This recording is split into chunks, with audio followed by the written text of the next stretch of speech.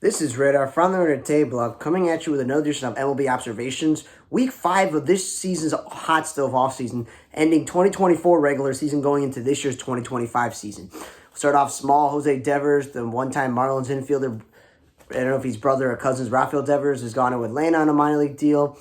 Connor Gillespie, not the third baseman, but there's a pitcher. He's gone also into Atlanta minor league deal. Emmanuel Ramirez and Jason Vossler are taking their talents to Japan. Emmanuel Diaz-Jesus is taking his talents to KBO. Cubs have announced that Casey Jacobson is being promoted from within to be the assistant pitching coach because I think this Daniel Moscos guy took the full-time head title of pitching coach in Miami. White Sox have signed the likes of Cal Mitchell to a minor league deal. Nothing really that exciting. How many guys between him and Austin Slater can play right field when they should just be playing Dominic Fletcher or Zach Deloitte every day and just doing it, not going, oh, no, they're not hitting, let's set them down. No.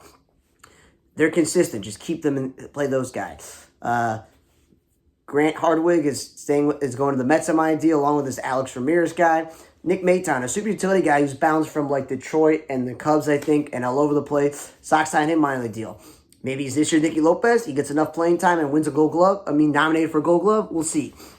Kane doesn't do anything. Ryan Valadi's gone to St. Louis on minor deal. Jordan Groshans is going to Kansas City. Tyron Guerrero, the Reds reliever, formerly taking his talents to Japan. Isaac Matson's going to Pittsburgh. Tigers have re-signed Eddie's Leonard and the pitcher Wilmer Flores, not the infielder. So we have a lot of guys who are confusing with position players. Bryce Tedesuto is re-signing with the Angel.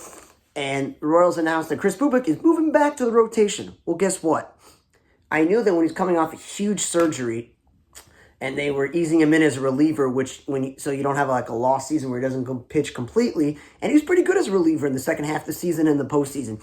But that's not his end goal. Now, obviously, with Brady Singer traded, you're still going to have Cole Reagans, Michael Walker, and Seth Lugo at the top. So he would definitely slide in to be the fourth pitcher in that rotation. And the fifth spot will probably be open competition between Marsh and I forgot Kyle Wright, I think, who they got from Atlanta, but he was out for the year. So that's an important decision for them. Tommy Edman, big baseball news, is one of the big signings. He signed a 5-year deal worth $74 million with a $17 million signing bonus, and they're going to defer him for $25 million. So just like the Ohtani and Yonemoto deals last year, and like the Blake Snell deal, they're deferring the money. He's also getting a signing bonus like Blake Snell, and it's for 5 years. And he was a very useful player for them when they got him from St. Louis when he didn't play half the season, because they still don't know what Gavin Lux is. Max Muncy, he's getting up there in age, and he can play the outfield, but it'd probably be better if he doesn't. But again, Mookie Betts, they said he's going to play some infield. That is also a thing. Their infield is not set, so Edman will probably get a lot of bats in the infield, and he'll probably get some at-bats in the outfield with Teoscar Hernandez leaving in free agency. So it's a good move to lock him up. He was crucial. I think he won the NLCS MVP. Cubs have signed Matthew Boyd to a 2-year, $29 million deal. Well, the one-time Tiger Mariners pitcher, who hasn't pitched in a while because of injury, signed with Cleveland, and he actually helped them out in the second half of the season in the playoffs, giving him an actual starting pitcher to actually pitch. So that short run gave him a 2-year deal with the Cubs, and the Cubs are replacing Kyle Hendricks for the most part. Frankie Montas gets a multi-year deal with the Mets for $34 million, also 2-year. Well, the Mets go, Luis Severino was injury-prone in New York, and he was really healthy with the Mets, and he had a really good season where he was like nominated for like comeback player of the year or whatever. And then he had a good season. Now he's a free agent with Sean Manaea to just name some for the Mets. So they're like, we need to get a starting pitcher. We'll get Frankie Montas. He's been injury-prone, and he's battled around, but maybe it will be good with us with the Mets.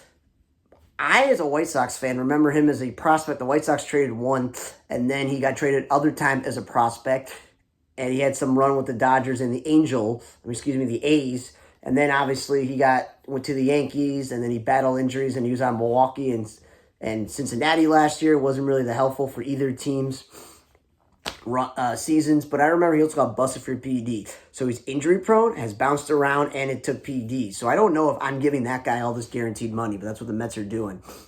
Kyle Higashioka signed a 2-year, $13.5 million deal with the Rangers. When the Rangers won the World Series, Mitch Garver and Jonah Heim were in a platoon system because Mitch Garver couldn't stay healthy enough to catch.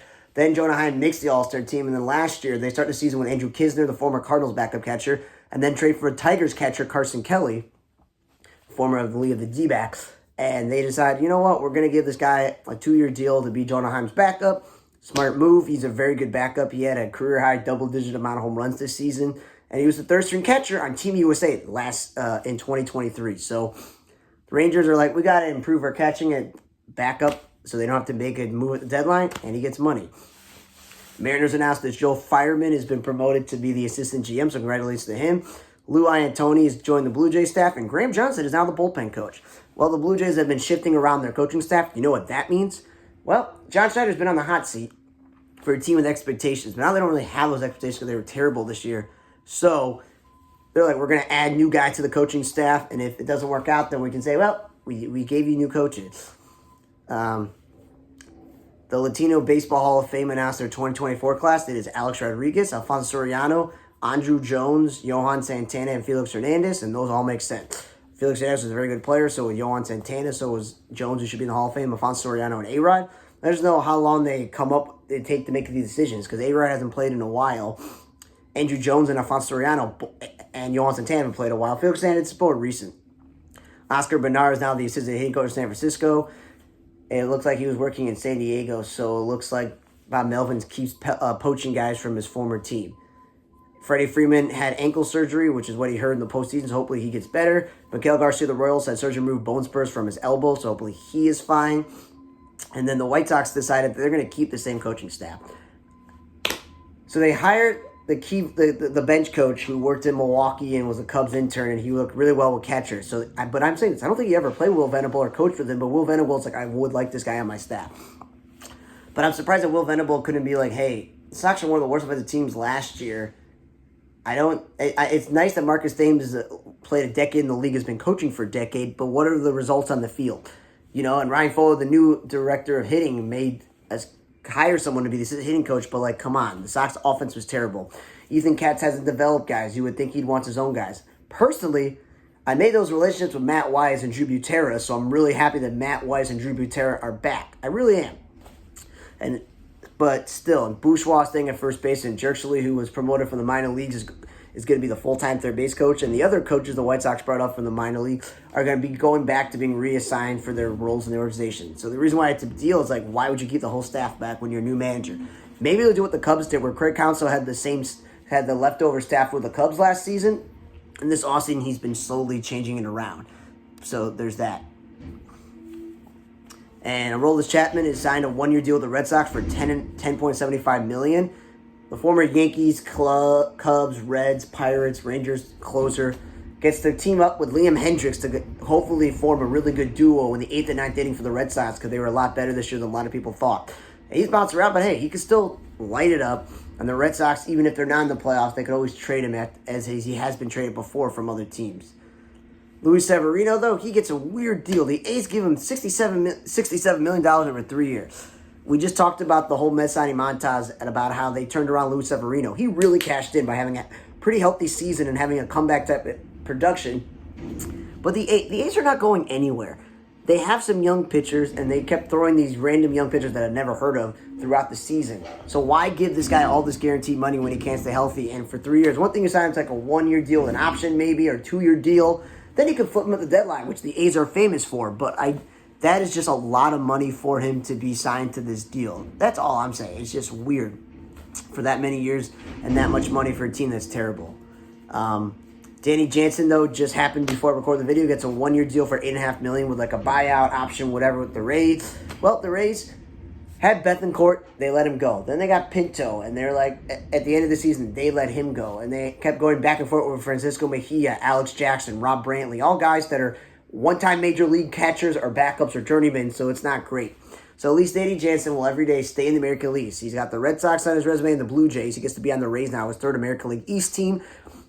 And I can say, hey, the Rays have an everyday catcher. I don't know if he's an all-star, but they have themselves an everyday catcher finally, which is probably one of the things that they've actually been needing for a long time. Now, other news is the Twins announced their coaching staff. They announced that assistant hitting coach will be Trevor Monze and Raiden Sierra, and first base coach and infield coach Ramon Borrego. Hank Conger, my guy, the former Angels catcher, who was the first base and catching coach, is now the team's assistant bench coach and catching coach. They want to keep him on the staff. So that is interesting that they're just giving him the same position there. Bench coach has been Jace Tingler for Rocco Baldelli, if people don't remember. Pitching coach is Pete Mackay, with bullpen coach Colby Suggs, third base coach and outfield coach Tommy Walken, and Luis Ramirez is the assistant pitching coach, and quality control coach is Nate Diamond, and Brochelet is one of the coaches as well. So there's that. The Royals have reached a deal with Diamond Sports that they'll have their games today. They're one of the few clubs that had a situation, because we know what happened with them doing that. And I think they're now called FanDuel Sport. So it dropped, obviously, the Padres and Diamondbacks leaving Major League Baseball to take over for them. That still left them with 12 clubs, but obviously they're only planning to keep one of those clubs, which was Atlanta. So of the 11, 4 of them followed the Padres and Diamondbacks and having MLB take over. The Brewers, Twins, Guardians, Red Sox. And 6 now worked out new deals. So those are the Marlins, Cardinals, Angels, Rays, Tigers, and Royal. That leaves the Rangers as a team in limbo. So we got that news. Now then, get to the sad part about this episode. Rest in peace to former Major League outfielder Gail Henley, the one-time Pittsburgh Pirate outfielder, was lifetime third average and had 1 home run and 2 RBIs. Just because he was a pinch hitter. He passed away at the age of 96. And then after his career, he spent another 50 years as a player, manager, and scout. He ran teams in the Tigers minor league system from 61 to 66. Joined the Dodgers as a base scout area in Southern California, in addition to handling the rookie-level Dodger Farm Club team for 6 seasons in the 70s and 80s. Then he scouted for the Royals, the Padres, and the Rays. The teams he managed were the Montgomery Rebel, Thomasville Tigers, Lakeland Tigers, Duthless Superior Dukes, Jameson Tigers, Daytona Beach Islanders, Ogden Dodgers, and Lethbridge Tigers. So, long live life, rest in peace. Rest in peace to Major League pitcher Bob Kelly. Passed away to 97, 12-18 record, a 450 ERA, and 146 strikeouts. Pitched for the Cubs, Redlegs, and Indians at the time. They called them Redlegs. At the time of his death, he was apparently the last surviving Major Leaguer managed by Roger Hornsby and Frankie Fritsch. So that was just an interesting fact. Rest in peace to him. Rest in peace to Al Fitzmaurice. He just passed away literally the other day. The one-time Royal Indian and Angels pitcher who had a 77 record, 59 losses, 365 ERA, and 458 strikeouts, has passed away just 78. And obviously, he retired very early in his 30s. He did remain involved in the Kansas City community, supporting numerous charities and organizations. So he passed away from a battle with cancer, so rest in peace to him. And then locally, rest in peace to the legend Bill Melton. He passed away at 79. Lifetime 253 average, 160 home runs, and a 509 RBI. He played for the White Sox, and then the last 2 years he played with the Angels and the Indians. He led the league in home runs in 1971 in a pitcher's ballpark where, we're surprised that he did that. And then made the All-Star team last year, as they called him, Bill Melton.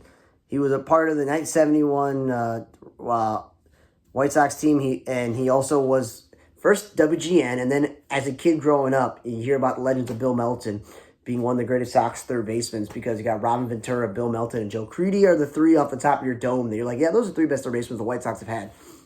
And then Pete Ward is probably 4th. But he was a color commentator for pre- and post-game for the White Sox. And when Ozzie, stopped managing and he started going into the kind of work together, and, it's something that you grow up with. Even though you didn't watch this man play baseball, he was a part of your life because he was doing the pre- and post-game shows for the Chicago White Sox.